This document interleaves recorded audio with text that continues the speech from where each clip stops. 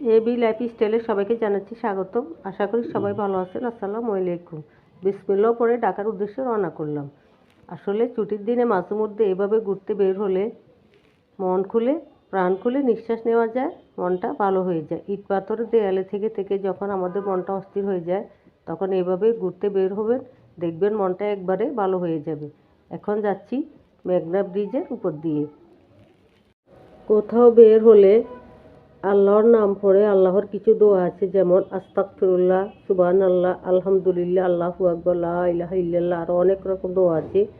এই ধরনের দোয়াগুলি পড়লে যে কোনো যাত্রাপথে আল্লাহ সবাইকে হেফাজতে গন্তব্যস্থানে পৌঁছিয়ে দিবে। এবং এই দোয়াগুলি পড়লে আল্লাহ যে কোনো কাজ সহজ করে দিবে। যদি আমার ঘুরতে বেড়ানো ভালো লেগে থাকে, আশা করি পাশে থাকবেন, ভালো থাকবেন, সুস্থ থাকবেন। আল্লাহ হাফেজ।